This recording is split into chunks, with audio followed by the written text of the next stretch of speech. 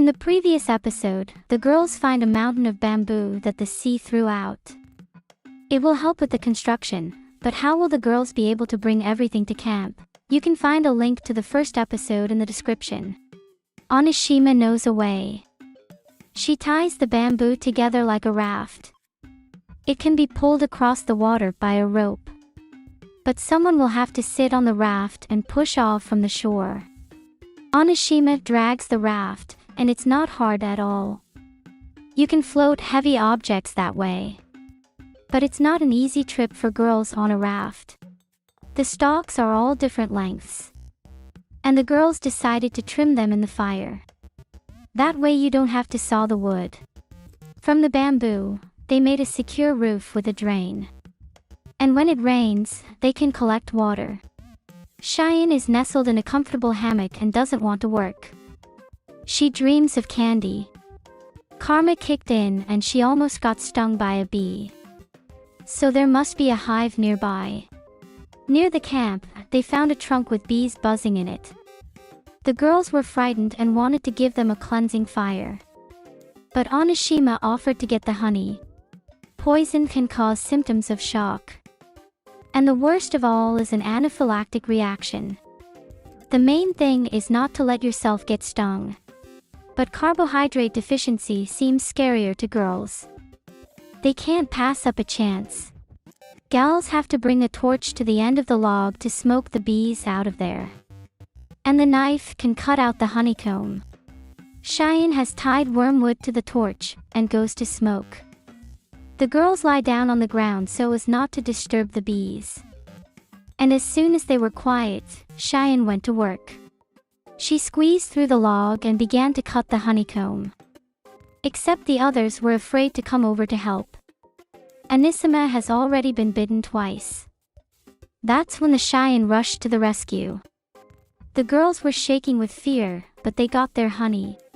The best thing to do is to cut off the bottom of the honeycomb and let the honey flow down the chute. If you try to squeeze it, there will be too many impurities. Onishima is not stung badly, but Cheyenne helps her by smearing the bites with honey. And then Onishima puts her honey finger in Cheyenne's mouth. How sweet! The girl is very grateful. In all, they collected 2 jars of honey. But they want fish, too. And with the help of a bottle and a Sharpie they managed to catch fish that is hiding in the sand. They use a bottle instead of goggles to see their prey underwater. Mutsu immediately caught a second fish. The girls were discussing a successful fishing trip. And then bats flew towards the sea. Where did they go? The next day, the girls split up. Mutsu and Osaka check the snares, while Cheyenne and Onishima go fishing. Cheyenne does not know how to dive and takes a raft. She wants to catch bigger fish, so she swims to the depths. Onishima dives for fish, and even catches a crucian carp. Not a bad catch. How's the Cheyenne doing? She was out of sight. But there's a bottle swimming from the shore into the sea. The tide changed the current. Onishima panics and runs to the cliff. But she can't see the raft from the cliff either. Cheyenne is swept into the open ocean. Mutsu and Onishima gather some firewood, and then they hear a heartbreaking scream, Esichun. Anisima explains that the girl is missing and may have been washed into the ocean. Osaka gets angry, wondering where Onishima was looking. But not much time has passed. Onishima asks the girls to help make a raft. Every second counts. Her father told her one more thing. You should worry about your own survival first. Don't risk it for others, kindness can cost lives. But this time she is going to disobey her father. The raft is ready. And Onishima analyzes the situation. Her eyes are 5 feet above the water. So the visibility is 5 kilometers. Even if she gets caught in the same current, the chances of getting back with the Cheyenne are slim to none. The girls are worried and ask to come back with Cheyenne. She cannot fail. Meanwhile, the Cheyenne on the raft is even more worried. There is no sign of land around. Girl looks at the fish and doesn't notice that raft sailed into the ocean. She remembers that a human needs 2 liters of water a day. And to keep hydrated, she stops crying and pulls herself together. But what is she supposed to do? She is used to life on the island and does not want to say goodbye to the world. After a while she notices a rocky island in the distance. If she gets there, she can survive.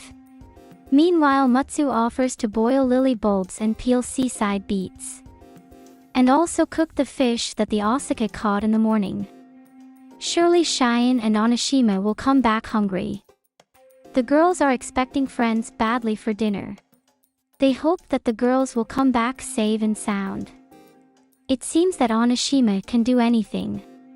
Especially since she promised to come back. But what they don't know is that Cheyenne has already docked on unfamiliar island. In front of her is a huge rock. It is unlikely that people have lived here. But she can't give up and decides to find water. When she gets to the top, she sees a cave. But instead of water, she finds something slimy and smelling rotten. In the meantime, Onishima realizes that the current here is about 2 kilometers per hour. She should have caught up with the Cheyenne by now. Maybe she's already past it. When the sun goes down, visibility drops to 0. In the flashback, the father wants to measure the height of the baobab. He moves away from the Onishima. When the distance from the girl to the tree coincides with the height of the tree, he comes back and measures distance in steps. The baobab is 72 feet high. In the wilderness, you have to be flexible in your thinking. And there is a way out. And then Onishima realizes that she needs to climb higher to see where to swim. She uses bamboo instead of a pole, and jumps from the raft into the sea. As she flies, she notices something. And Cheyenne on the rock dreams of introducing her friends to her parents. Just as she is about to give up, Onishima appears in front of her. Cheyenne realizes that her friend has come for her. And then she begins to cry. Now she's not alone. The girl is very thirsty. She asks Onishima for water. But Onishima was in a hurry and didn't even think to take it. They can't sail for a long time thirsty. Onishima asks if Cheyenne found anything on the island. And she shows found cave. Onisima's scream raises a flock of bats from the cave. This is where their nest is. Onishima has seen these bats on another island. So there is nothing for them to eat here. And yet she found something in the mud. There is some water here. But it stinks.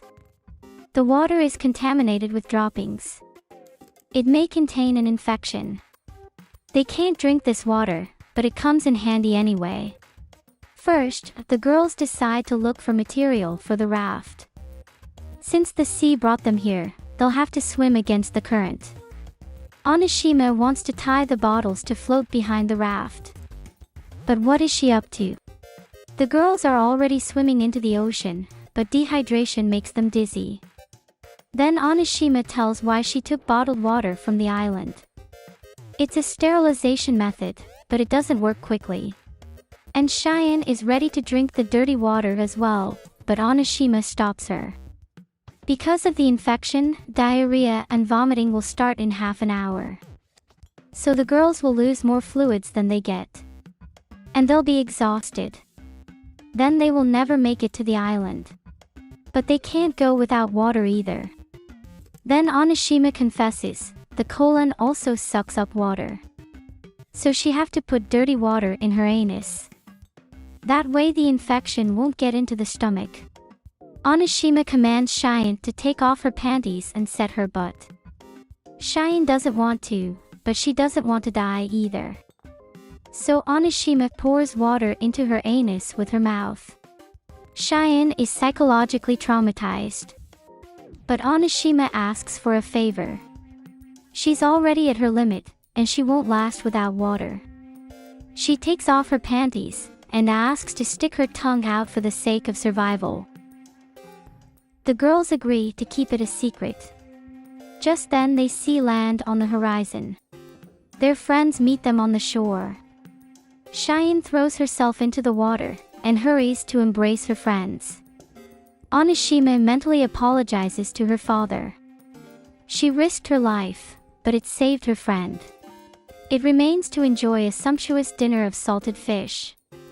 The girls are satisfied. Asuka reminded that Onishima forgot the water, so how did they manage? Cheyenne gags Onishima's mouth. They coped on pure strength of spirit. It can handle anything. Before going to bed, the girls mull over a plan for tomorrow. Check the snares. Or find something sweet. But Onishima is already asleep, she is tired from the day. Good night. In the morning they want to catch a boar. And Onishima commands girls to smear their hands with the boar's droppings. The boar has a keen sense of smell and should not be afraid of the trap. A couple of deft moves, and the stink trap is ready. This time with bait. Cheyenne didn't smear her hands with droppings. So they make her test the trap. Gotcha! And then a motorboat appears on the horizon. Father rushes to find Onishima.